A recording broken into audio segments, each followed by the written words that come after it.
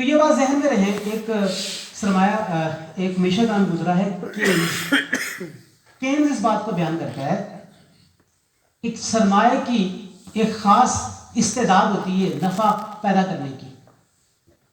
جب وہ نفع پیدا کرنے کی استعداد شرع سود سے زیادہ ہوگی تو لوگ سرمایہ کاری کرتے رہیں گے، اور جب شرع سود زیادہ ہو جائے گی اور سرمایہ کی استعداد نفع آوری کی وہ کم ہو جائے گی تو لوگ سرمایہ کاری چھوڑ دیں گے، کارخانے لگانا چھوڑ دیں گے، کاروبار کرنا چھوڑ دیں گے. اب آپ یہ دیکھیے، یہ جو پراپرٹی کا لین دین ہے یا جو ہاؤسنگ اسکیمیں بنائی جا رہی ہیں، چونکہ یہاں پہ نفع بہت تیزی سے اور بہت زیادہ مل رہا ہے تو لوگوں نے مختلف کارخانے لگانے کے عمل کو بند کر دیا ہاؤسنگ سوسائٹی بنانے کے اوپر. اسی لیے ہم دیکھتے ہیں کہ پچھلے 2 سال سے ہاؤسنگ سوسائٹی کے معاملات کے اندر ریگولیشن ہے.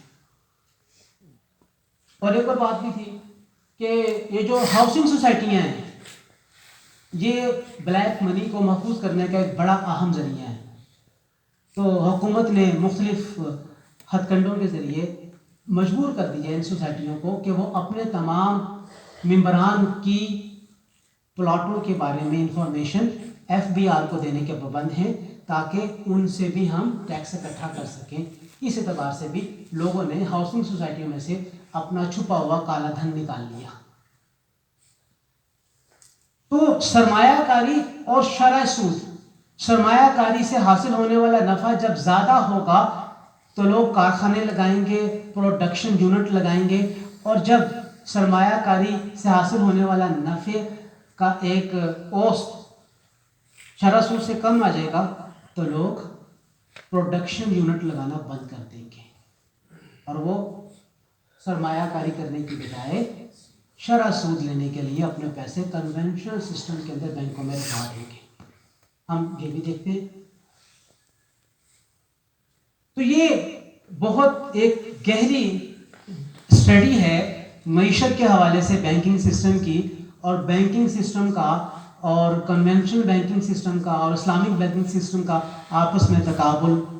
آپ کسی بھی کنونشنل بینکنگ والے بندے کے پاس جا کے کہیں کہ جناب میں نے اکاؤنٹ منتقل کرنا ہے اسلامک بینکنگ میں، تو وہ آپ کو پہلا جواب پتہ کیا دے گا؟ سر جی کام کوئی ہوتا ہے جڑا اتنے ہوتا ہے اسی بھی تو وہی کر رہے ہیں. حالانکہ ایسا نہیں ہے. اسے نہیں معلوم کہ یا وہ دانستہ طور پہ آپ کو ڈسیو کرنے کی کوشش کر رہا ہے. بہرحال کرٹکس اپنی جگہ کے اوپر بینکنگ کے سسٹم میں موجود ہے، اسلامک بینکنگ کے سسٹم میں موجود ہے. بطور علماء اسلامک بینکنگ کو سکے کے 2 رخ ہی قرار دیتے ہیں، لیکن ہم یہ دیکھتے ہیں کہ صرف پاکستان میں نہیں دنیا میں اسلامی بینکنگ کا حجم بڑھتا چلا جا رہا ہے، اس کا کوانٹم بڑھ رہا ہے. پچھلے 5 سالوں میں یہ 15% سے 22-23% تک پاکستان میں گرو کر چکا ہے، اور اگلے 2 سالوں میں یہ 35% تک پہنچنے والا ہے.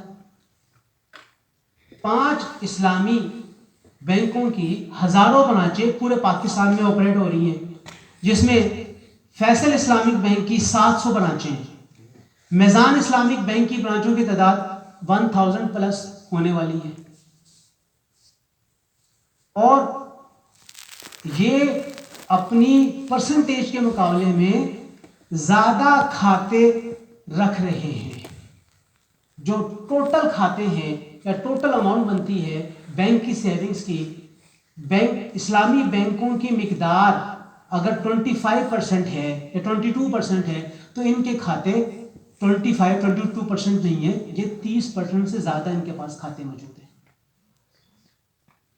اور بہت تیزی کے ساتھ اسلامک بینکنگ پاکستان میں سے ہی نہیں باقی ملکوں میں بھی گرو کر رہی ہے. عرب ممالک میں مور دین 55% اسلامک بینکنگ آ چکی ہوئی ہے. کنونشنل بینکنگ وہاں پہ ختم ہو رہی ہے. دنیا کے اندر اسلامک بینکنگ کا رواج بہت تیزی کے ساتھ بڑھتا ہوا چلا جا رہا ہے. اسلامک بینکنگ کو ترویج دینے کے لیے اسلامی ترقیاتی بینک جدہ بہت تیزی کے ساتھ مختلف قسم کے امور کے اوپر چل رہا ہے. اسلامی فقہ اکیڈمی جدہ بہت تیزی کے ساتھ ان پروڈکٹس کے بارے میں اپنی فقہی آراء دے رہی ہے جس کا تعلق خاص طور پہ اسلامک بینکنگ کے ساتھ ہے. یہ اسلامک بینکنگ میں ہونے والے مختلف قسم کے اصول اور ضوابط کے ساتھ ہے۔ اب اس میں مشکلات کیا ہیں؟ سب سے بڑی مشکل تو یہ ہے چینج۔ بڑا مشکل ہے ایک آدمی کا ABL کے اندر اکاؤنٹ کھلا ہوا ہے تو اس کو کہا جائے گا تم میدان میں کھولنا، وہ اس سسٹم سے اتنا یوزڈ ہو چکا ہوتا ہے کہ اس کے لیے نئے سسٹم میں جانا بڑا مشکل لگتا ہے۔ جیسے ہم میں سے ہر بندہ ایک کمفرٹ زون میں جب آ جاتا ہے تو پھر اس کمفرٹ زون میں سے اسے نکلنے کے لیے ڈبل پاور کی ضرورت ہوتی ہے۔ اگر وہ ڈبل پاور استعمال نہیں کرے گا تو پوری زندگی اسی کمفرٹ زون میں رہے گا۔ جب کسی بینک میں آپ اکاؤنٹ کھول لیتے ہیں تو آپ ایک کمفرٹ زون میں آ جاتے ہیں، پھر آپ کا دل نہیں کرتا میں کسی اور بینک میں جاؤں، آپ کے تعلقات وہاں بن جاتے ہیں۔ پھر ہمیں مکمل انفارمیشن نہیں ہے اسلامک بینکنگ کے بارے میں، اور ہم وہ تمام کے تمام علماء کے فتاویٰ جو اسلامک بینکنگ کے مخالف میں ہیں ہم انہیں بینوان قبول کر لیتے ہیں، ہم دیکھتے نہیں ہیں کہ اس کا انالیسس کیا ہے۔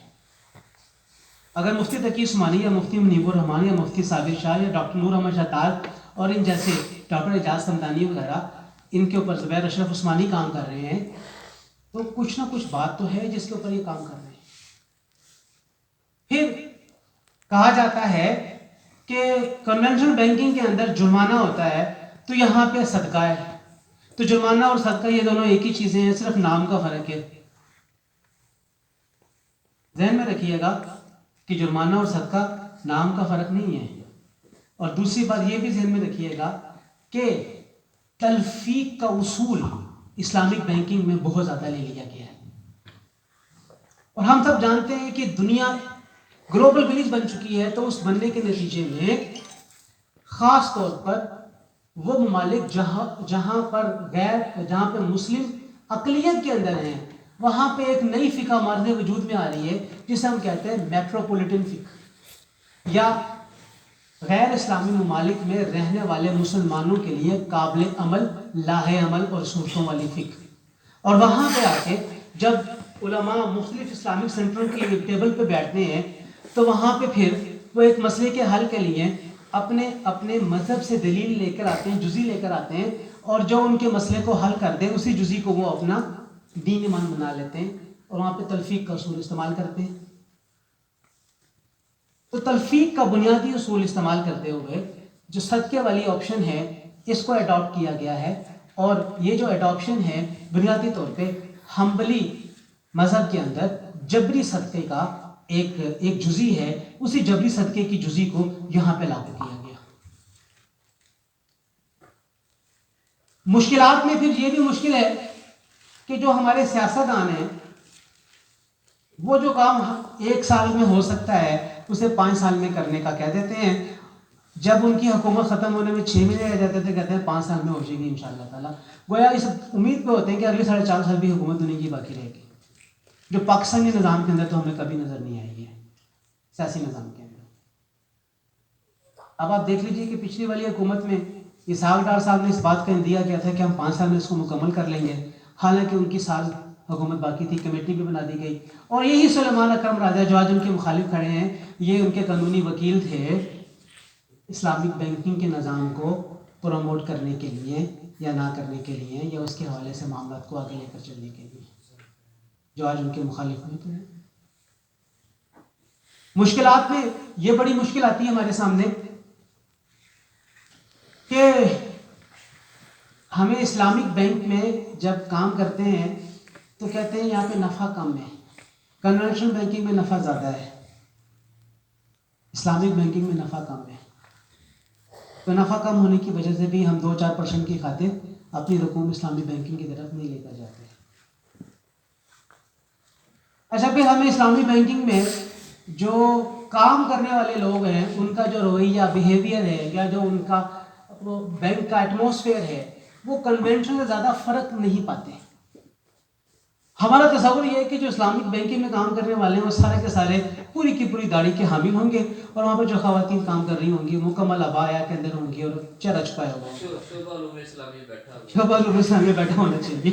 پھر ہم وہاں پہ اس کو نہیں دیکھ پاتے ہیں نا اس طریقے سے، تو پھر ہم یہ کہتے ہیں کیسا اسلامک بینک ہے جس نے اسلام اپنے کو نافذ نہیں کیا ہے۔ لیکن ایک فرق آپ کو نظر آئے گا، جو اسلامک بینک میں کام کرنے والی بچیاں ہیں وہاں پہ جو خواتین کام کرتی ہیں 90% وہ آپ کو عبایا کے اندر نظر آئیں گی، ایٹ موسٹ. اور وہاں پہ جو لوگ ہیں ابھی وہ بارش تو نہیں ہوئے ہیں لیکن مجھے امید ہے کہ شاید آئندہ آنے والے ایام میں ان کے لیے ریش کو بھی پابندی لگا دی جائے گی. یہ مشکلات ہیں نا. جیسے ہم کسی بھی امام اور حکیم کو ریش کے علاوہ دیکھنا چاہتے نہیں ہیں، اسی طریقے سے ہم بھی شاید یہ تصور کرتے ہیں کہ کسی بھی اسلامک بینک کے اندر جو بینک کا مینیجر ہوگا وہ دستار اور کبا اور جبا اور داڑھی کے ساتھ بیٹھا ہوا ہونا چاہیے، پھر ہی وہ اسلامی ہوگا ورنہ اسلامی نہیں ہوگا. یہ مشکلات ہیں. عرب میں ڈاکٹر صاحب جی، عرب کنٹریز میں مصر سمیت سارے وہاں تو بڑے بڑے اسکالر، دینی اسکالر بھی